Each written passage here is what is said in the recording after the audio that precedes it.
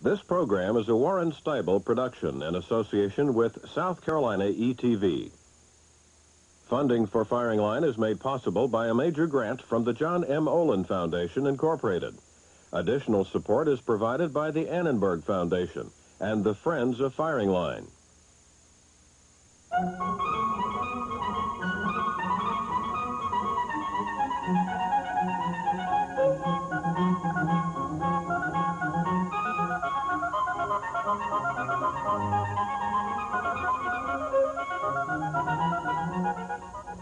This is the second hour devoted to the question, how should the United States government react to news of criminal justice abuses, political imprisonment, and detention without charge or trial in China? To discuss that question and the relevance of security, we have Dr. Jason Hu, the Government Information Director of the Taiwanese government, Mr. Richard Dicker, who is counsel to the Human Rights Watch organization, Donald Gregg, who's ambassador to South Korea, and Henry Kissinger, perhaps the outstanding policy analyst afloat. So we bear down on the question and look back in recent history for some help. I'd like to ask Dr. Kissinger's views of whether the Jackson Amendment accelerated the achievement of human rights in the Soviet Union, after which I'll ask about the South African experience. The Jackson Amendment was the one that cut off most favored nation status, or made most favored nation status dependent on certain immigration conditions by the Soviet Union. That amendment was put forward at the end of a period where the United States had increased immigration from the Soviet Union by private diplomacy from 700 to at least 40,000 a year. Then the Soviets put on a tax, and Jackson put forward his amendment, and the Soviets withdrew the tax. So at this point, the Jackson Amendment was extremely successful. And if he had dropped the amendment at that point, it would have been a perfect case of the interplay between pressure and result. However, encouraged by this relatively rapid success, he then extended it and made specific conditions how many people had to emigrate from what parts of the country. And then emigration fell from 40,000 a year to about no more than 5,000 a year until the Soviet Union disintegrated. Was this because because they couldn't meet the terms, or because their pride had been finally provoked? They didn't accept the principle. There was one point in which it looked as if an agreement had been reached, and Gromyko sort of agreed that this figure of 40,000 would be maintained indefinitely. But then Jackson announced that as a great triumph of pressure, and then everything fell apart. There is a limit beyond which governments cannot accept the proposition that outsiders, by threats, can make them do things that are normally considered in their domestic jurisdiction, like emigration. How would South Africa fit in that situation? Well, South Africa was one of the few cases where sanctions worked, partly because the ruling minority was not strong enough to impose its will on a 80% majority against it, plus a united outside world, and partly because the economy of South Africa was so extraordinarily dependent on foreign trade. So if you can get a united world opinion bringing sanctions on a somewhat shaky government that cannot use the fact of sanctions to rally its population, then it can work. Well, Dr. Hu, when it seemed all the world turned against you in 1979, were sanctions a part of the pressure imposed on you by other countries? No, it was never so. There was no economic sanction. The ostracism was purely diplomatic? Yes, it was a purely political, diplomatic isolation. that Well, what do we you tend call it to when you suffer from. suspend airline service? Isn't that an economic sanction? In a sense, but then, you know, you can try hard to try to negotiate resumption of airline services. We are still, you know, operating with 34 airlines, I think, still operating internationally from Taipei. So it's okay. It didn't degenerate into that extent with the break-off of diplomatic ties. Well, Ambassador Gregg, with these sanctions against North Korea, which have been going on for years and years and years, do we have here a situation like South Africa's in which it can or ought to be the ultimate instrument, or are they too autarkic in their resources? I think that North Korea is really at a base level, and that they desperately, one of the pressures they're working under at this point is the fact that there isn't enough food to feed their people. They are desperately trying to get rice in from the outside. And I think that the isolation has been effective. What really helped was when Russia and China recognized South Korea and stopped giving any concessional aid to North Korea. So that really the decline of their political fortunes also contributed to their isolation. Why don't they accommodate? Why aren't they more accommodating? They're terribly afraid of change. There's an old Korean saying that he who rides the tiger is in imminent danger of being eaten if he tries to get off. And they are trying to get off the tiger. And Kim Jong-il, who I think is gradually working his way toward the assumption of power, is receiving contradictory advice from the hardliners who say, be like your father, continue self-reliance, and those with an economic orientation who say, we've got to change, we've got to open up. Could I say one other thing on South Africa? And that is, I think while there were sanctions, there was also something else going on called constructive engagement. And Chet Crocker was the architect of that and pursued it through thick and thin. And I don't think you really can argue with results. I would say that perhaps Nelson Mandela is about the only truly world-class leader on the scene today. And however it came about, I think that the calibration of policies really worked. I think Mandela is terrific, but I don't think it's quite correct to say that some form of diplomatic alchemy made him terrific. I mean, if he had been a Fidel Castro, I don't know what we did that would have made him become a Mandela rather than a Castro, do you? No, I think Nelson Mandela is Nelson Mandela, and I think we're very fortunate that he is there to play the role that he is playing. Yeah, and he pursued a certain orthodoxy. He refused to denounce terrorism, well, that happened 3 or 4 years ago. So therefore, he satisfied his hard left wing, but he's terrific. However, I guess my point is, we oughtn't to think of him as the creation of constructive engagement.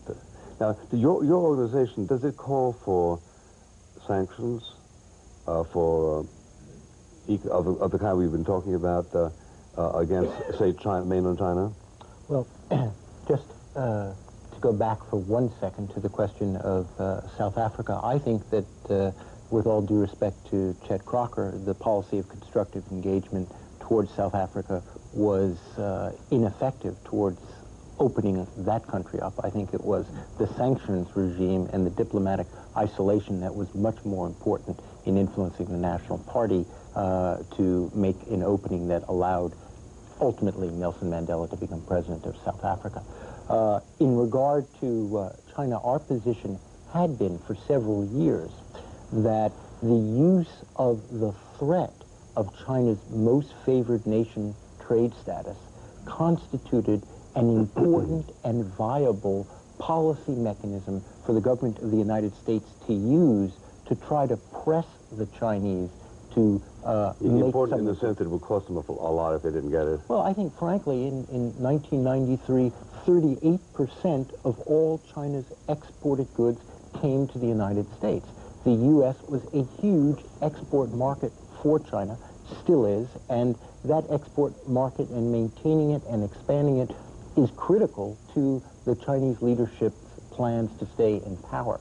So I think over several year period, the MFN mechanism proved to be, while crude, while somewhat broadly focused, nonetheless the most effective bilateral policy mechanism in extracting some few concessions from the Chinese leadership. And I just want to say at this point, I don't think it will be the human rights policies of this government or other governments that will ultimately change China. I think that's up to the Chinese people. I think what we're trying to do by pressing Beijing to adhere to its commitments to international standards is to create some space for the individuals in China who are signing the petitions today requesting from their government greater tolerance for dissenting political views. Do we have any kind of diplomatic, or rather, do we have any access to the Chinese via our radio signals? Is there a sense in which we are transmitting to them a sense of identification with those who are oppressed? Well, I think certainly the Chinese dissident community and much Chinese people beyond the dissident community listen to VOA broadcasts, listen to BBC broadcasts, get a great deal of information from those broadcasts, which is why, in fact, the Chinese leadership has jammed the signal for many years and attempted to interfere with that communication of information. Because they are afraid of it. Dr. Kiss, let me ask you this. We see prospectively a situation in which China will, let's say, continue to test nuclear weapons, and in the course of doing so, perhaps develop a carrier system that makes them a threat. Now, this impinges very sharply on American interest and indeed on world interest. Is this a matter for diplomacy, or is it a stage at which we need to use muscle, assuming it were at any point relevant?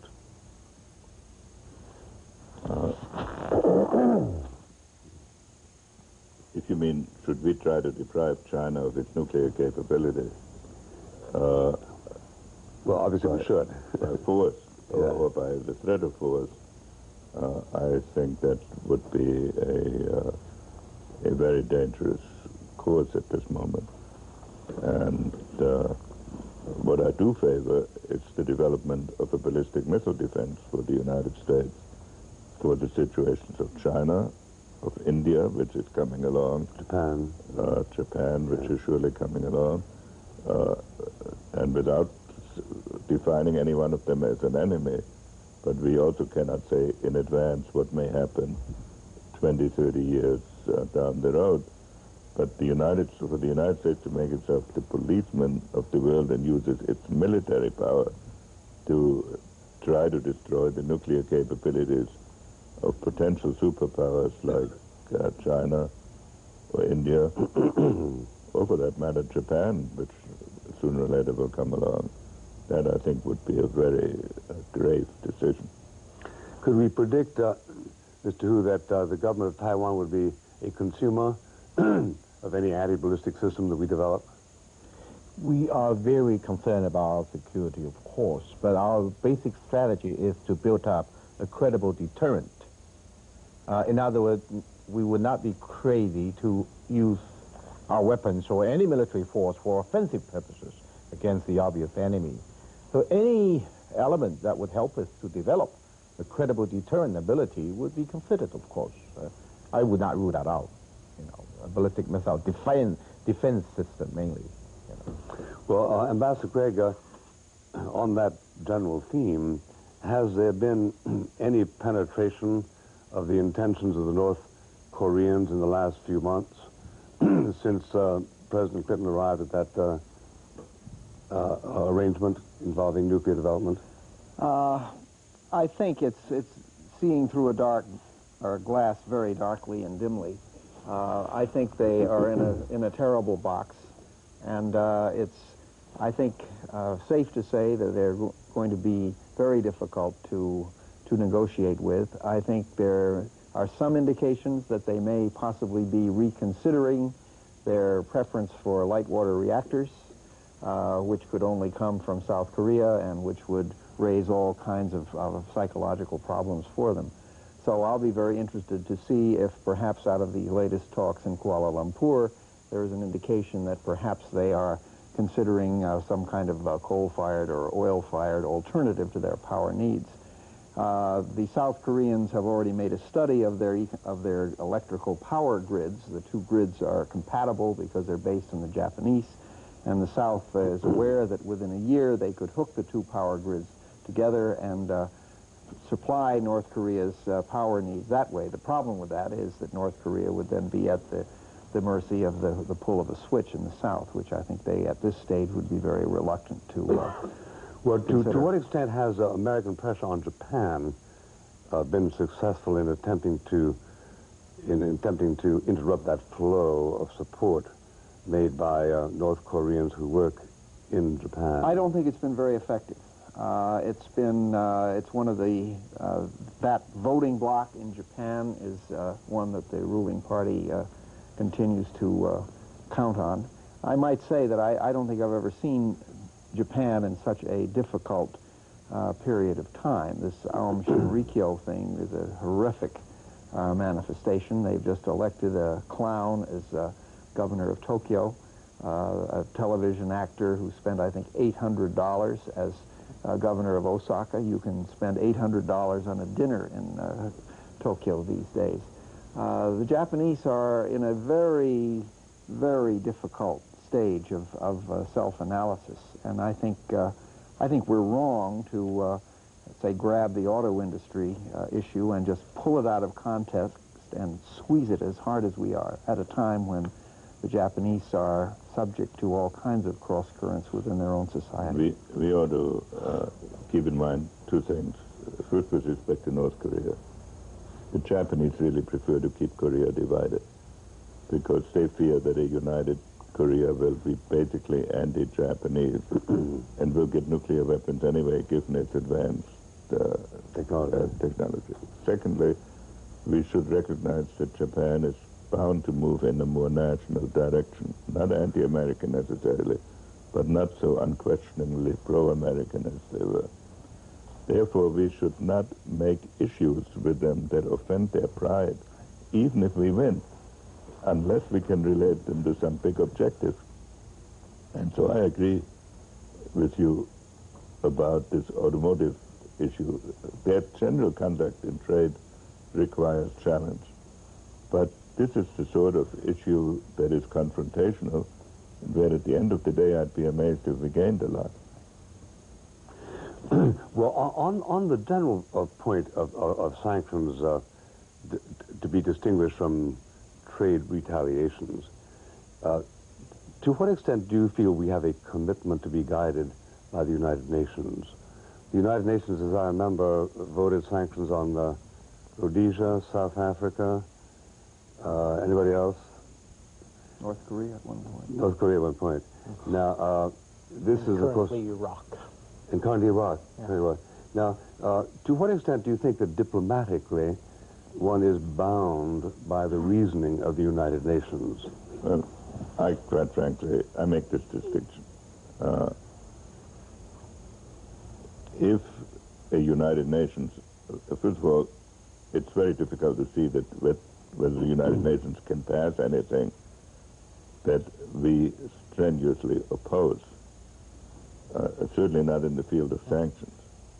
So we should not propose sanctions unless they serve our national interest. And the field of, in the case of Iraq, they clearly serve a national and an international interest.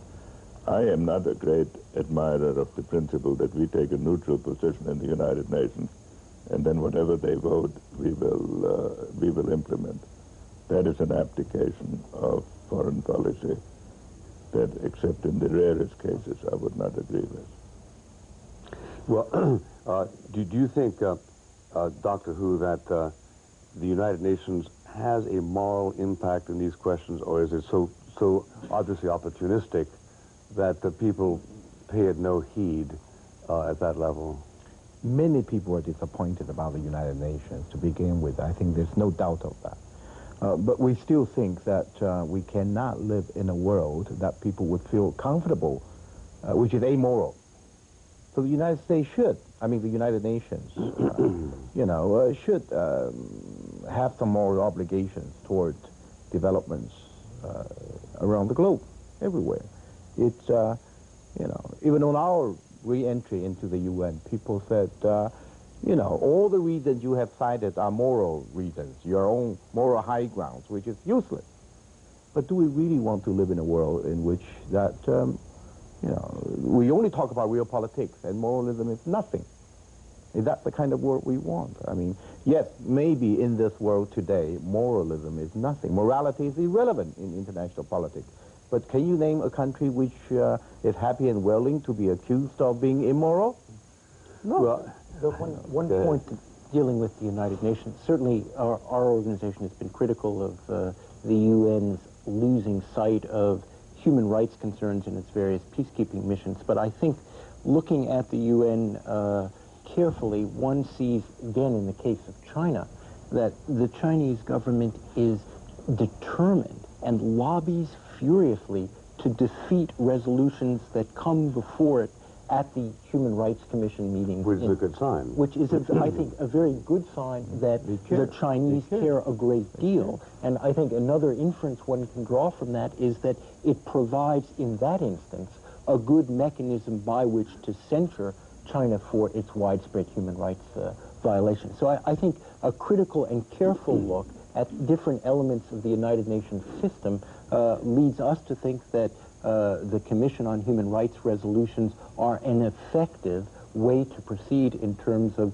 drawing attention to human rights violations. If I may say something on this issue, I don't like this distinction that the UN is moral and everybody else is pursuing realpolitik. If you look at the way America conducts foreign policy, there is no nation that I know that is more driven by moral considerations than as the United States. No other country has the same degree of human rights organization, the same degree of public action. The problem in America is to balance the moral and to relate the moral to the necessary. Never to say the pure national interest can guide our foreign policy. And if one looks at what the UN actually does, it is usually American leadership that drives it in the direction of these moral issues. It is not a free vote of 160 states in which the United States takes a passive role. Well, when I was there, however briefly, I remember a series of travesties in which the Third Committee would condemn any right-wing dictator in Latin America, but would refuse to condemn the Soviet Union or Red China. For instance, there was an initiative to condemn terrorism, initiative, I think, by you. But they wanted to qualify terrorism. This doesn't count if that terrorism is aimed at achieving national independence. So it's okay to have it in... And Cuba was on the Human Rights Commission of the United Nations. Who was? Cuba was a member of the Human Rights Commission. And still is. Of the UN. They Yes. were sitting in judgment on human rights. Yes, that's right, that's right. Well, but in situations like that, it seems to me that the whole currency of human rights tends to become debased. And it's kind of painful to listen to the representative of East Germany deploring the lack of human rights in West Germany. It requires you to sort of get out of gear. That's certainly true. I think in the post-Cold War world, we're dealing with a different configuration. And certainly the United Nations is a political environment. I agree with what Dr. Kissinger just said a moment ago, but I think it drives home the need, as you said, sir, for American leadership and the leadership of industrialized countries to really bring as broad a coalition together as possible to make the human rights values that are part of the UN Charter a forceful and viable policy imperative. Well, was the United Nations ever a source of inspiration to the people who fought for individual freedoms in South Korea, or was it just simply an alien body? Well, I think the Accidentally Korean relevant. War was the UN's greatest hour Yeah. by accident, because the Soviet Union was out. They weren't able to veto the assembling of a 16-nation force. I think today, in the post-Cold War era, all hell has broken loose suddenly in a number of different areas, and suddenly the UN has thrown on its plate more issues than it can deal with, and yet it's the only organization which, by definition, is out there trying to deal with it. And I think that the leaders of the individual countries have not done a very good job in terms of sitting down and coming to terms with all of the things that have been unleashed by the end of the Cold War, which was sort of like a giant magnet that held things in place. That was removed, and Yugoslavia broke down, and Russia broke down, and so forth, and it's the poor old UN who is sort of expected to come in and bring order out of chaos. And that's because the UN doesn't have the advantage of the opinion of Taiwan, correct? No. We would be very useful in the UN and constructive. The United Nations is an enduring source of injury in the memory of the Taiwanese, or do we understand it was just one of those things that were inevitable? No, it's very hard to say, of course. I think Americans are still probably the most friendly people to people in Taiwan. We felt so for a long period. United States is the only country that offers us aid and help us through the difficult years. People remain grateful. We basically are just not happy about our current state. We are not vengeful, thinking that who owe us what, who did this wrong to us. But we think it would be fair and useful for us and for the international community if we can be returned to the Thank UN. you, Dr. Hu, Dr. Kissinger. Gentlemen, thank you, ladies and gentlemen.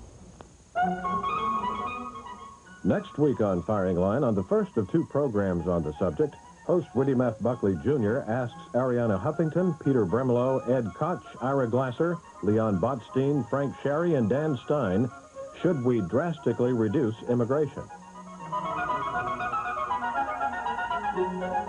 This program was a Warren Steibel production in association with South Carolina ETV. Funding for Firing Line was made possible by a major grant from the John M. Olin Foundation, Incorporated.